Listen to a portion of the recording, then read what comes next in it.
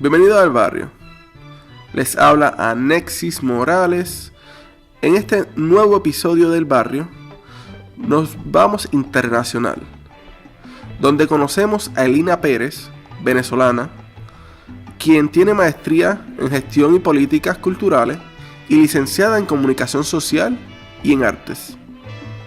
Trabajó en el departamento de prensa del Centro de Arte de la Estancia, en Venezuela, cuando esta institución se especializaba en promover el diseño y fotografía. Su interés en el diseño se afianzó a raíz de la investigación realizada por su tesis de grado, la promoción del diseño industrial a través de una institución cultural, y era el Centro de Arte de la Estancia. Este programa con diseñadores internacionales de países hermanos fue coproducido por Rubber Band Design Studio, como parte de su enfoque de lograr conversaciones a través del territorio de diseño. Agradecemos a su socia principal, la doctora María de Materonín, por el apoyo al podcast del Barrio Diseño. La página web de este estudio de innovación social es rubberbandpr.com, y aprovecho para felicitar a Rubber Band por su inclusión en la próxima Bienal Iberoamericana de Diseño en Madrid, España, ya que su trabajo fue escogido entre 800 solicitudes. Además, este podcast es auspiciado por Chapín. Si necesitas tus chapitas personalizadas, contacta a Chapín. Nos consigue en las redes sociales, Facebook e Instagram como El Barrio Diseño. Y si quieres escuchar todos nuestros episodios, estamos en el barriodiseño.org y como El Barrio Diseño en SoundCloud. Espero que esta conversación sea de su agrado. Y nada, vamos allá.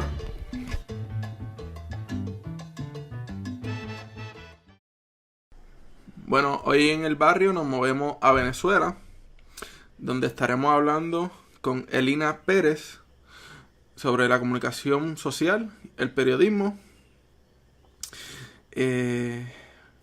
un poco de curaduría y promoción del diseño. Elina Pérez tiene maestría en gestión y políticas culturales, licenciada en comunicación social y licenciada en arte. Trabajó en el departamento de prensa del Centro de Arte de la Estancia cuando esta institución se especializaba en promover diseño y fotografía. Su interés en el diseño se afianzó a raíz de la investigación realizada para su tesis de grado, la promoción del diseño industrial a través de una institución cultural, Centro de Arte La Estancia. Bienvenida, Elina, al barrio. Ay, muchísimas gracias, Nexo. ¿Cómo estás? Todo bien, todo bien. Aquí en esta segunda entrevista internacional, ¿verdad? El barrio ya estuvo la visita de el doctor Kevin Hilton de Reino Unido y pues ahora estamos visitando el Caribe. Ah, qué bueno. Y ya después también te puedo dar algunos vínculos con otros diseñadores latinoamericanos, sobre todo de Sudamérica.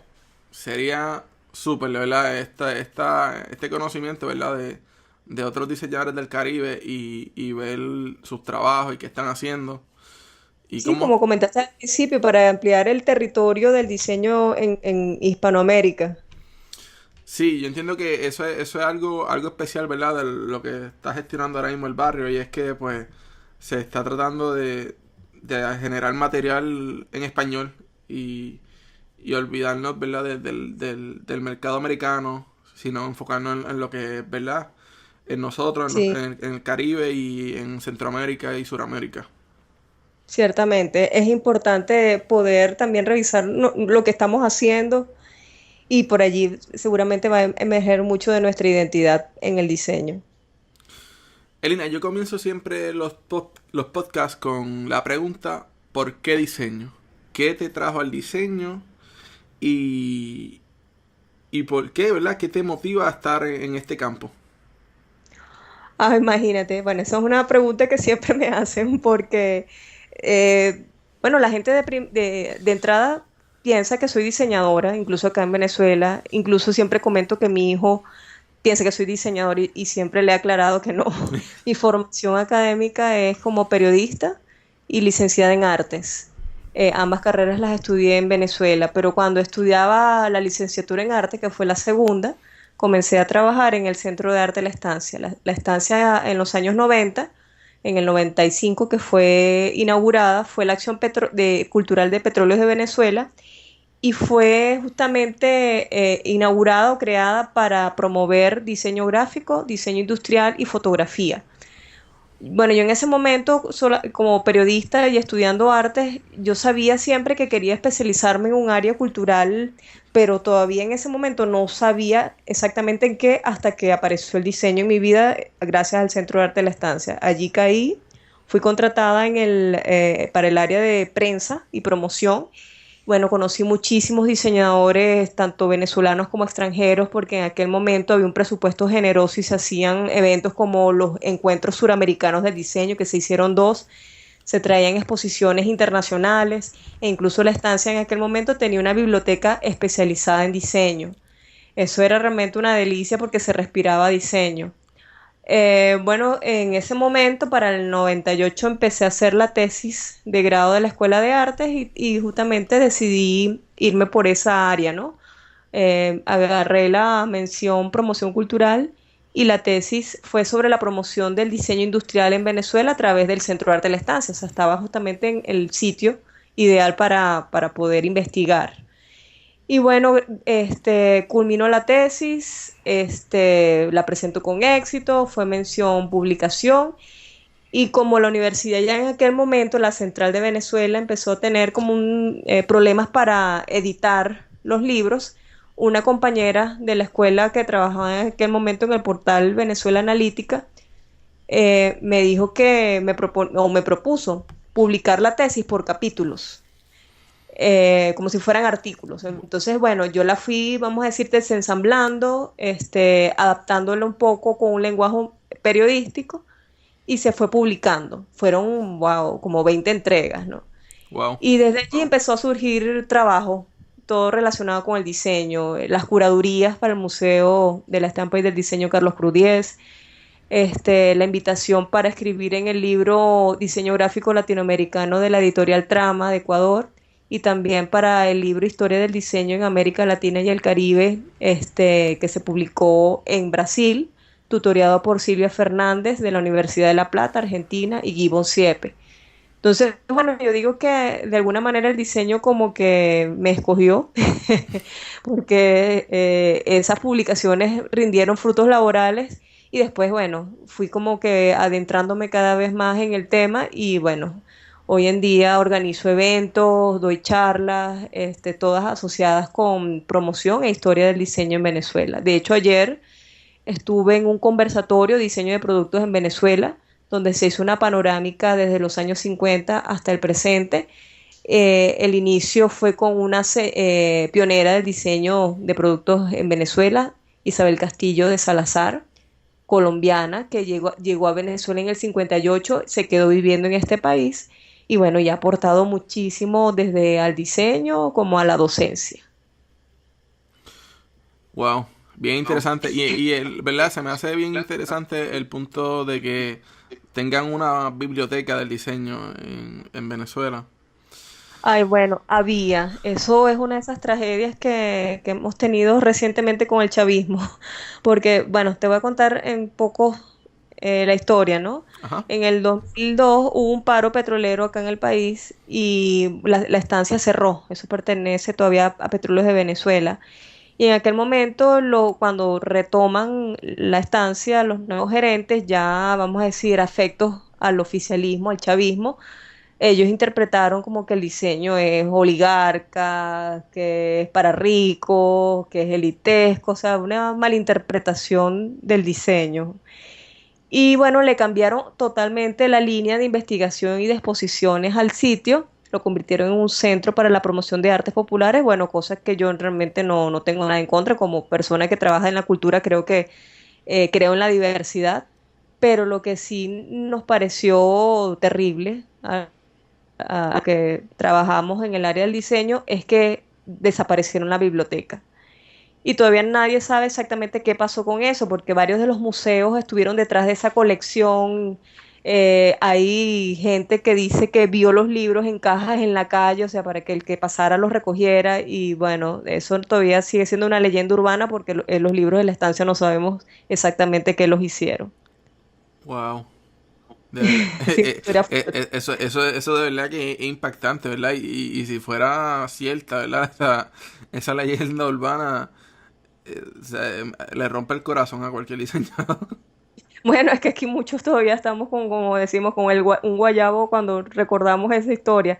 Y creo que sí puede, sí hay algo de eso porque hay algunas librerías que tienen, vamos a decir, proveedores anónimos de libros y han llegado con los sellos de la estancia.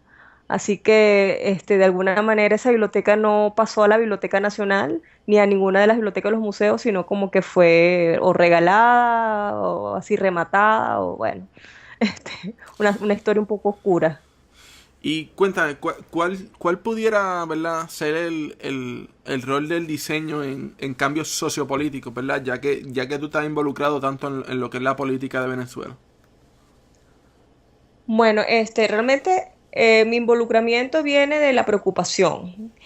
Y bueno, yo siempre fui opositora a todo lo que fue el gobierno de Chávez bueno, siempre me pareció que como militar tenía un talante autoritario y desde un principio, cuando asume la presidencia, lo primero que buscó fue polarizar, o sea, dividir. Él siempre digo que su frase favorita es desune y vencerás.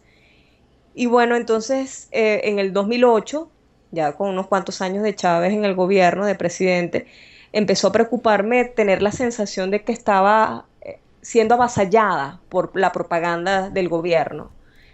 Y entonces empecé una labor de registro fotográfico tanto en Caracas como en pueblos en el interior y ciudades pequeñas de Venezuela.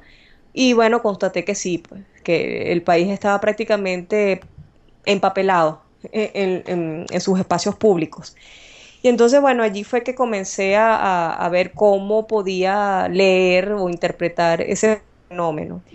Y bueno, de ahí fue que empezó todo el tema de investigar o analizar el diseño de la propaganda del chavismo. Y en ese momento surgió un paper que llevé a Colombia que era diseño gráfico al servicio del autoritarismo. Bueno, esto causó mucha polémica porque además si lo ves desde el punto de vista, vamos a decir, ideologizado, entonces Chávez estaba vendiendo una revolución de izquierda, y entonces los izquierdistas del mundo me veían como una contrarrevolucionaria horrible por tratar de denunciar este tipo de acción, ¿no? Entonces, bueno, más adelante empezó también a interesarme, digo, bueno, no, tenemos que tener una contrapropuesta o una respuesta a todo este avance autoritario. Y noté que, bueno, que la propaganda del gobierno como tal nos avasallaba porque tenían el recurso económico en sus manos, porque tenían los medios también bajo su control legal y todo. Y en cambio el opositor o el disidente, que es como prefiero llamarnos, estábamos prácticamente desarmados y desarticulados y generar respuestas siempre fue complicado. Entonces la respuesta política ha surgido en las marchas, en las protestas, y en los últimos años ha proliferado mucho en forma de memes, en forma de ah, gráficas que ruedan, que circulan por las redes, ¿no? Por las redes sociales, en el mundo digital. Ok, Y bueno, al final, ajá, quiero, quiero hacer una pausa, ¿verdad? En el sentido de que para las personas que nos están escuchando, sí, Hugo Rafael Chávez Frías, mejor conocido como Hugo Chávez, sí, fue un político militar venezolano, presidente de la República Bolivariana de Venezuela, desde el 2 de febrero del 1999 hasta el día de su fallecimiento. Y fue también líder, ¿verdad?, del movimiento Quinta República, desde su fundación en el 97 hasta el ujú, 2007, cuando se fusionó a otros partidos para crear el Partido Socialista Unido de Venezuela, mejor ujú, conocido como el PCUV, el que dirigió exacto, hasta el 2012. exacto. Seguimos con la entrevista. Sí, es importante un poco el contexto. Pues bien, entonces tú me hablabas del rol del diseño en cambios sociopolíticos. Bueno, evidentemente ha habido un diseño político unido a la propaganda desde principios del siglo XX, Esto se vio en los carteles de guerra, en la comunicación visual de la Unión Soviética, Revolución Cultural China y hasta en Cuba. Y bueno, aunque haya diseñadores a quienes les cuesta admitir o reconocer esas piezas para causas que no sean nobles, fueron diseñadas por alguien, ¿no? Y muchas veces con una excelencia visual, estética y formal. Bueno, parte de la reflexión surgida a través de ese rol del diseño es que el cuestionamiento tiene que ser ético o abre inquietudes éticas. Entonces aquí muchos diseñadores venezolanos se preguntaban o se han preguntado en estos años si el diseño es bueno por sus aspectos formales o por los contenidos que porta. Entonces, en ese punto es que yo veo a ese diseño disidente, el de la resistencia, el de esa respuesta a los abusos, ¿no? Que quizás no están organizados y hasta que se ha creado espontáneamente por personas que no sean diseñadoras, pero que portan algunos contenidos y mensajes y valores que son importantes, ¿no? Entonces, en ese sentido, creo que el rol del diseño es vital para esos cambios sociopolíticos, con una revisión de los contenidos y, bueno, abriendo también el espacio a todo lo que es el diseño socialmente responsable para causas benéficas, para la concienciación. No, Eso es lo que creo. Ujú. no, claro, también, ¿verdad? Está la situación, por lo menos acá en mi país, estas van a ser las primeras elecciones donde hay dos candidatos por el partido independiente a la gobernación, ¿verdad? Y son más que un partido, son dos personas que están corriendo por la gobernación, ¿verdad?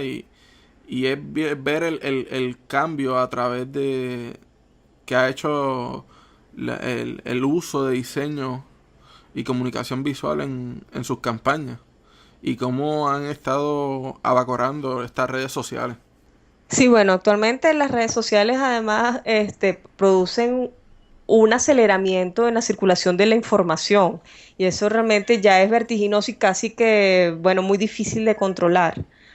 Sin embargo, bueno, la campaña electoral es como que el medio político donde es más visible ese diseño, pero hay otros ámbitos donde también puede trabajar y ser socialmente responsable, como te comenté, fuera de ese ámbito, en campañas benéficas, concienciación, incluso concienciación política, ¿no? Para la libertad de pensamiento, la libertad de expresión, el apoyo a la diversidad.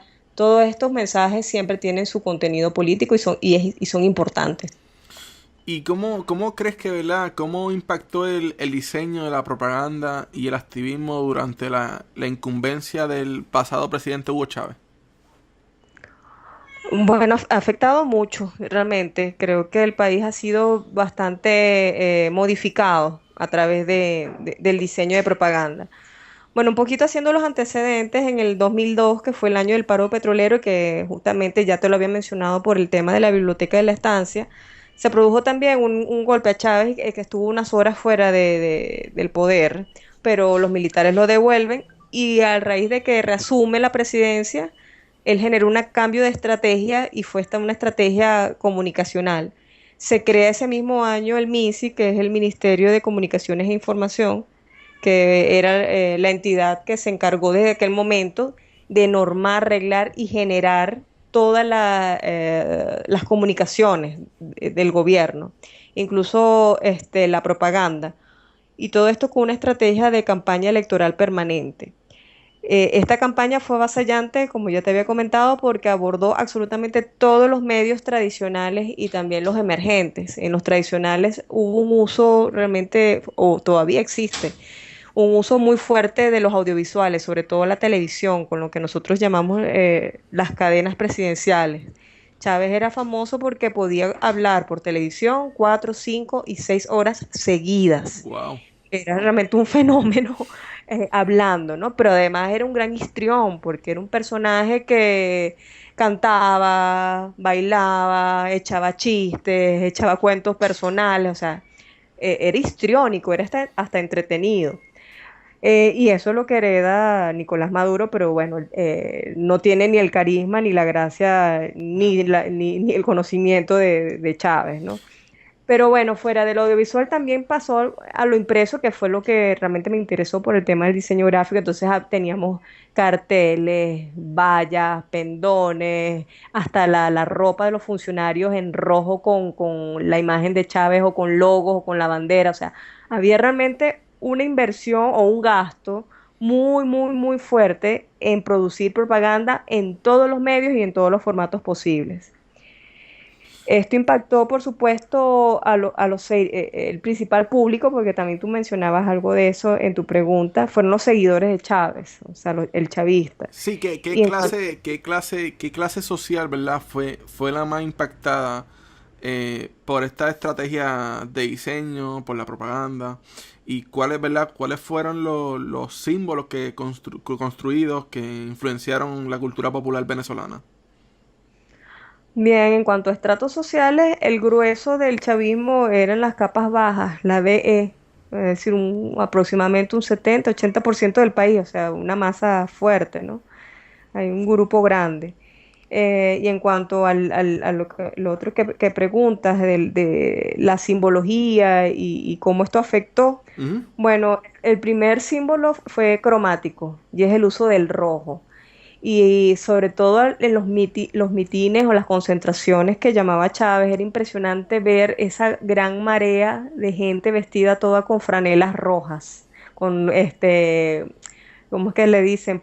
Las poleras, le dicen los argentinos, no sé cómo le dirán ustedes, camisetas, todas en color rojo. Entonces se veía como que todo el mundo uniformado y eso era camisas que mandaba justamente a preparar el gobierno, que los organizaba y las entregaba. Después tenemos inicialmente todo un desarrollo de iconografía relacionada con la gesta patriótica venezolana. Inicialmente estaba omnipresente la figura de Simón Bolívar, bueno, de hecho, como que una figura eje para todo el discurso de Chávez, Ajá. pero después Simón Bolívar fue siendo suplantado poco a poco por la figura del propio Chávez. Y ya después del fallecimiento de Hugo Chávez en el 2013, Simón Bolívar prácticamente desaparece y vemos a Chávez, bien sea en fotografía o en síntesis gráfica. De los trabajos más recientes que todavía se hicieron con Chávez en vida en el 2012, en el comando de campaña Carabobo, está Los Ojitos de Chávez. Los Ojitos de Chávez, una síntesis gráfica tal cual de la mirada de Chávez, y esto fue colocado desde aquel momento en lugares públicos pero estratégicos altos, ¿no? Entonces, por ejemplo, en la parte alta de un edificio de Misión Vivienda, que fueron estos edificios de interés social que edificó en los años recientes el chavismo, en vallas, en lugares altos. Ujú. Entonces la lectura era un poco como que era el gran hermano, ese gran hermano que te estaba viendo todo el tiempo, que te estaba vigilando. Y esos Ojitos de Chávez también han pasado ya después de su fallecimiento a ser una pieza de mercadeo político. Entonces he visto páginas donde desde gente adepta al gobierno la vende también en camisas, en gorras, o sea, en diferentes artículos que incluso los venden hacia afuera, o sea, dolarizados. Entonces acá la lectura es que son piezas creadas para ese target político revolucionario internacional. Entonces, ¿crees que entonces Chávez se convirtió en una marca ¿verdad? ¿O cómo cambia eso en la esfera nacional a la internacional? Bueno, ellos sí, el chavismo intentó o buscó crear la marca Chávez. Sí, creo que eso sin duda fue así. Para mi tesis de maestría, justamente este año entrevisté a un diseñador que trabajó en el MINSI y todavía él está pegado a la causa del chavismo, él se siente todavía chavista, o sea, está identificado con el chavismo, y él comentaba que muchas de las estrategias las señalaba o las dictaba el propio Chávez, o sea, que él era un publicista también nato, y se buscó ya con los asesores constituirlo como una marca no solamente dentro del país, sino de irradiación internacional. Eso sí fue así. Sin embargo, bueno, pienso que esa marca justamente con los desaciertos de los herederos políticos que son los que están gobernando actualmente, se ha ido desdibujando un poco internamente, aunque te comento que está todavía como que una situación anómica entre muchas de estas personas en que se autodefinen como chavistas, pero no maduristas. O sea que la marca ha quedado allí. Sí, que puede ser que en cierto punto el apoyo que había como chavista no lo está recibiendo ahora mismo el actual Exact- presidente. Exactamente. Ese apoyo que fue un capital político que Chávez reunió, se ha ido diluyendo. Nicolás Maduro en sí, su figura la ha ido diluyendo. Sin embargo, todavía la identificación de muchos sigue siendo con Chávez. Entonces se deslindan de Maduro, pero siguen amando a Chávez, porque además la relación es de amor-odio. O sea, la polarización ha sido que o amas a Chávez o detestas a Chávez. Y ha sido la gran tragedia que ha vivido Venezuela en los últimos años. Sí, y para ¿verdad? Darle una leve introducción de quién es Nicolás Maduro, Moros, Ujú. eh, es el actual presidente de la República Bolivariana de Venezuela. Anteriormente ocupó los cargos de ministro de Relaciones Exteriores desde el 2006 al 2013 y fue vicepresidente ejecutivo de Venezuela 2012-2013. Seguimos con la entrevista. Bueno, otros elementos que también emergieron simbólicamente en toda la propaganda del chavismo fueron el uso de otros símbolos, no necesariamente venezolanos, como el del Che Guevara. Un Ajá. periodo en que la figura del Che Guevara estuvo muy presente porque se creó una misión llamada Che Guevara justamente. El uso indiscriminado de la bandera, de hecho hay unos cuantos diseñadores gráficos que lo han cuestionado como un desgaste visual de la bandera como símbolo. También se han empleado mucho los logotemas. El primero que se empleó en el 2002 fue Venezuela, ahora es de todos, pero siempre se han ido refrescando. Han surgido logotemas nuevos.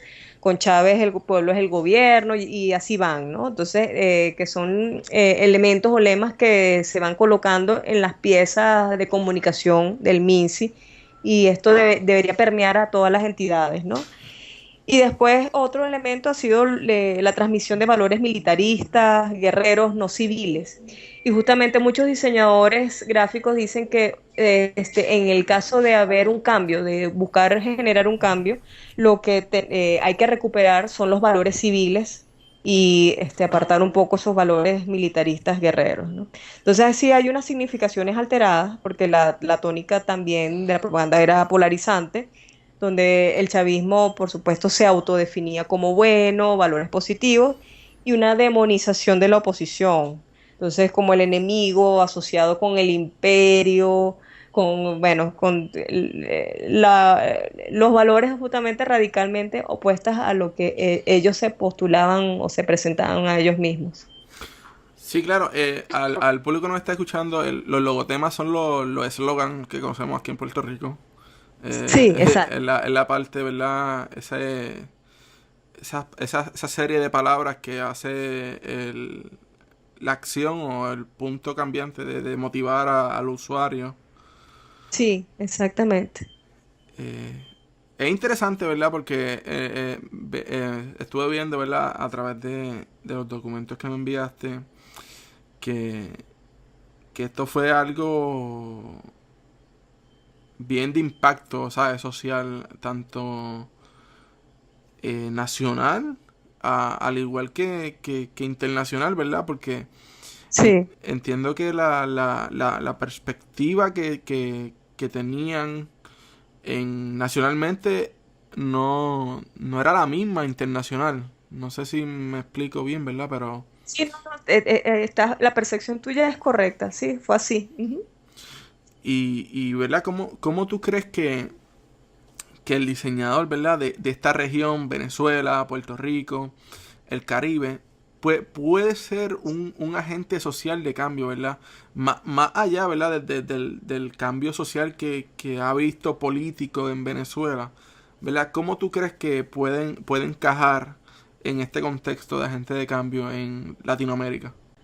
Bueno, fíjate, acá tenemos justamente a raíz de toda esta situación, y yo creo que ha sido como que las ganancias o los puntos positivos dentro de, porque no todo es malo, ¿no? Ahí vamos a decir que a pesar de haber recibido muchos golpes, han habido aprendizaje.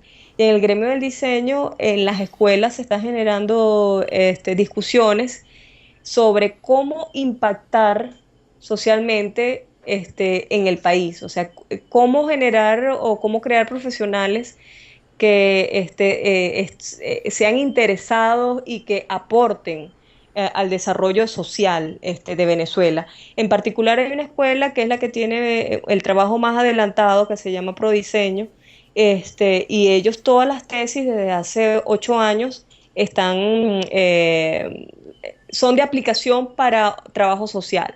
Entonces, bien sea señalización para hospitales o pabellones infantiles en hospitales, o trabajos de comunicación visual para zonas populares. Y a raíz de esa experiencia también han abierto un diplomado que se llama Diplomado de Diseño e Innovación Social, donde a través de las metodologías del design thinking y del diseño centrado en el usuario, que incluso el director dice que prefiere hablarlo o mencionarlo como diseño centrado en los humanos en vez del usuario, están justamente ya socializando y ampliando mucho más el área de acción de lo que ellos han desarrollado solamente a nivel de diseño. Y en el caso del diplomado ha sido multidisciplinario, porque no solamente participan diseñadores, sino también artistas plásticos, periodistas, psicólogos, o sea, puede participar cualquier profesional y se le introduce en el área del diseño y en cómo poder trabajarlo con ese contenido social. Por otro lado, bueno, creo que también en nuestros países, más allá de saber cómo participar o cómo relacionarnos con las sociedades, primero tendríamos como que aprender a entendernos a nosotros mismos, que los diseñadores como sector se autoconozcan. Porque yo he notado mucho y con una revisión muy reciente que tuve que hacer sobre las ofertas académicas de las universidades en el Caribe, Ajá. que me di cuenta como que no había historias del diseño y los programas estaban como muy orientados hacia el estudio del diseño o el estilo europeo o el estilo estadounidense, pero entonces el diseñador termina como que encofrado o encerrado en un círculo y no está como que atendiendo a su entorno. Entonces, para poder trabajar en tu entorno tienes primero que conocerte, ¿no? Entonces aquí yo diría que el diseñador latinoamericano debería estudiarse y comprenderse primero a sí mismo, cuáles son sus raíces visuales, su historia. Ese estudio de la historia del diseño que veo que en nuestras universidades, solamente en México, Argentina, veo que hay como más apertura hacia el estudio del diseño local, no lo veo.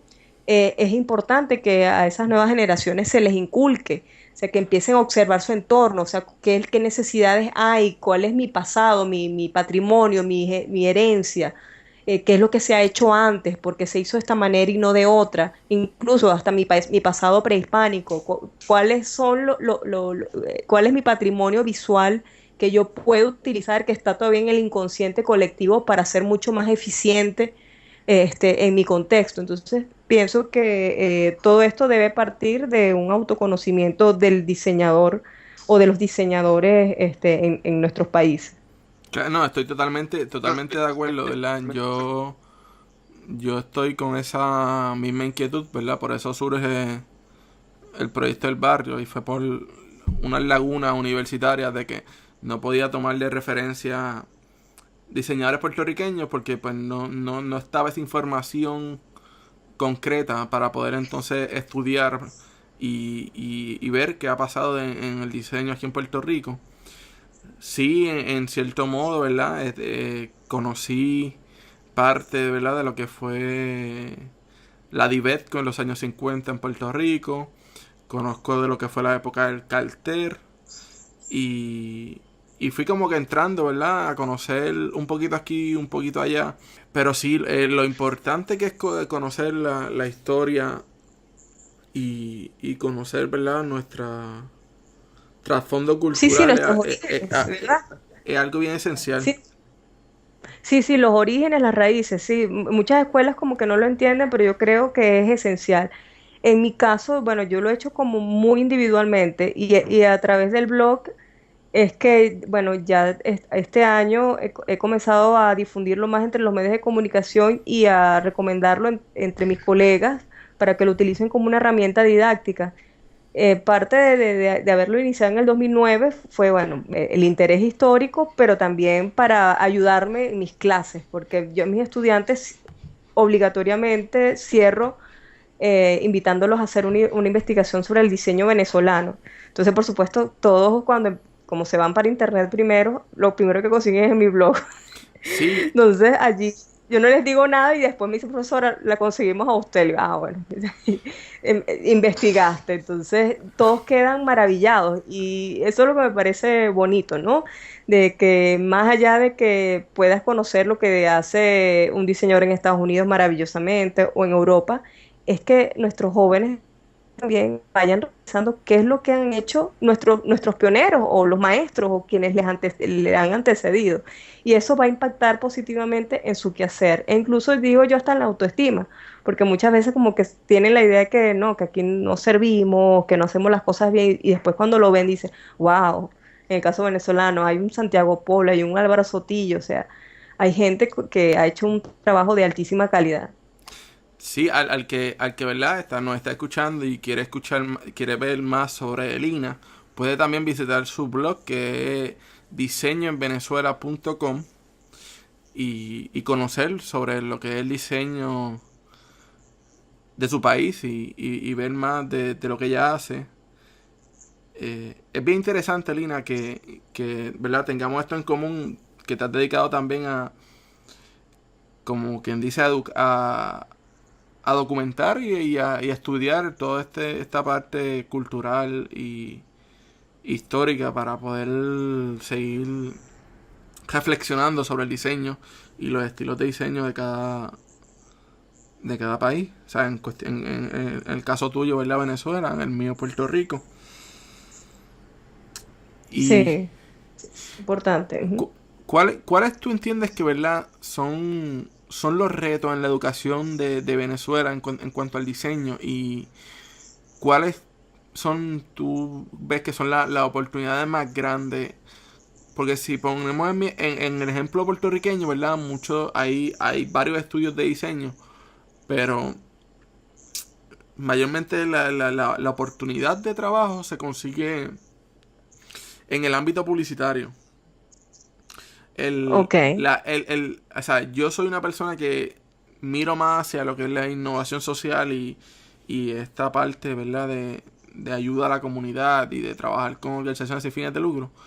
Pero la realidad es que no está esa clientela o sustentablemente, ¿verdad? Para poder decir que te quieres dedicar a trabajar con ellos, porque al fin y al cabo, ¿verdad? Somos seres humanos y pagamos cuentas y tenemos nuestras deudas. Cierto. Bueno, fíjate, acá en el caso venezolano, todo el tema de la crisis económica también ha golpeado los sectores que eran tradicionalmente fuertes en el mercado, para el mercado de los diseñadores, ¿no? Y eran justamente el área publicitaria, ahorita está bastante disminuida, y el área editorial. De hecho, Venezuela tiene una tradición de bastante fortaleza en el diseño editorial de libros impresos, ¿no? Con premios internacionales, incluso tenemos a Álvaro Sotillo, que es el único latinoamericano en ganar el premio Gutenberg en Alemania, o sea, tenemos exquisiteces como esta. Actualmente el área publicitaria y la editorial, como te estoy comentando, están golpeadas. Quizás los que están en mejor estado son algunos estudios que trabajan con diseño de identidad, o sea, marcas. porque todas han tendido a también abrir oficinas fuera del país, entonces esto les brinda como que ese músculo financiero para poder sobrevivir, ¿no? Y mantener la plantilla de empleados dentro del país. La oportunidad actual la veo más dentro del diseño digital, sobre todo páginas web y redes sociales. En cuanto a la educación se ha mantenido bastante estable, pero no necesariamente actualizada, y eso ha sido una crítica que ha surgido en los últimos años. Por mística de muchos profesores que se formaron en los años 60, 70, 80 y todavía en los 90, tanto en Venezuela como con maestrías o estudios fuera del país, después se vinieron, queda todavía una educación de calidad. Sin embargo, la fuerte migración de profesionales que hemos tenido en los últimos años ha hecho que muchos de estos profesores se hayan ido, se estén yendo del país. Entonces las escuelas se están viendo la necesidad de contratar a recién egresados como profesores, ¿no? Con todas las consecuencias que esto seguramente va a traer en el futuro, porque estamos hablando de gente muy joven, sin experiencia docente, sin experiencia incluso en el campo laboral, y ya incluso he escuchado estudiantes que se quejan de la inexperiencia de sus profesores, ¿no? Entonces, ese es un problema que se estaba enfrentando acá en los últimos años. Otro problema que tiene la educación del diseño en Venezuela es que no hay investigación. O sea, hay investigación, pero vamos a decir aplicada al diseño, pero una investigación, vamos a decir, con visión técnica, pero no hay una investigación teórica ni conceptual. En ese sentido, a mí, por ejemplo, me sorprende mucho cuando he viajado a congresos o eventos internacionales y veo, por ejemplo, las investigaciones que se hacen en Argentina, en México o en Colombia, y acá no las veo en nuestras escuelas. Entonces, desde ese punto de vista, hay una debilidad bastante fuerte, ¿no? Y en cuanto a los retos, bueno, el diseño digital es un reto porque, bueno, nuestras tradiciones son, como te comenté, en el área de publicidad y la editorial, pero todavía no se ha terminado de fortalecer o los pensum estar a tono con toda esta vorágine digital de redes sociales que estamos viendo. Entonces, en este sentido, lo que han surgido son cursos, talleres, seminarios, o sea, educación informal, que es la que puede actualizar de alguna manera a nuestros profesionales. Pero entonces allí el reto para muchas escuelas es empezar a correr un poco más a la velocidad o a la rapidez de las nuevas tecnologías y de los nuevos medios, ¿no? ¿Y crees que, verdad, cómo tú visualizas la exportación del diseño de Venezuela, verdad? ¿Cómo se está exportando diseño para otros países o se está manteniendo mayormente el negocio local, verdad, en cuanto al diseño? Nosotros estamos aportando muchos diseñadores, porque ha habido una migración fuerte. Lo que estamos exportando son diseñadores, más que diseño como tal. Y bueno, de hecho, donde yo doy clases, la expectativa desde el primer día de clases, ¿qué piensas hacer? Todos te dicen, me quiero ir. Eso es una triste realidad en Venezuela que está asociada, por supuesto, con la pésima calidad de vida que tiene el país actualmente, con la escasez, con la inseguridad personal, con todos estos temas que evidentemente los muchachos lo ven porque todos se angustian al pensar, profesora, pero es que yo me gradúo y, o sea, ¿cuándo voy a casarme, tener hijos, tener un carro? Porque no puedo, no se puede. Entonces, bueno, estamos exportando muchos diseñadores. Por el seguimiento que le he hecho a mis exalumnos que han emigrado, todos han emigrado bien, consiguen trabajo y son valorados. Entonces, desde ese punto de vista, el recurso humano está bien formado, porque el otro punto es que la mayoría de los pensum son como bien, vamos a decir, bien amplios, no son muy especializados. Entonces, el egresado sabe un poquito de web, sabe un poquito de impresos, sabe un poquito de todo. Entonces, se defiende en donde lo pongan y ya después, junto con cursos, tutoriales, etcétera, termina de pulirse y se va entonces especializando ya hacia donde quiera andar, pues. Sí, al que no sabe, ¿verdad? Venezuela está pasando por un momento crítico. Hay problemas económicos, ¿verdad? Y de alimentación que se está haciendo difícil hasta conseguir comida. Estaba hablando con Elina antes de comenzar la entrevista que hasta los libros, ¿verdad? De educación Sí, se están haciendo difícil. Sí, Así sí. que se está viviendo un contexto muy, muy luchador, que sacrificado, que hay que ver, ¿verdad? Cómo esperemos que esto mejore. Sí. Ay, sí, sí, es verdad, porque esto es como muchos dicen, un cóctel peligroso, que es inflación con escasez, una combinación letal. Oye, Lina, ¿y a qué países, ¿verdad? Son los más que emigran, ¿verdad? Cuando se van de Venezuela, en cuanto a diseño. Bueno, han habido como temporadas y asociadas con países. Hubo una primera etapa, así 2005, 2007, que muchos se fueron a España. De hecho, de esos primeros estudiantes míos, la mayoría está instalado en España. Después hubo una época en que todos apuntaron fue hacia Argentina. Después tengo como todo un grupo de estudiantes que eso, 2008, 2009, 2010, Argentina. Actualmente se está yendo mucho la gente, los diseñadores para Chile. Hay también que se están yendo mucho a República Dominicana.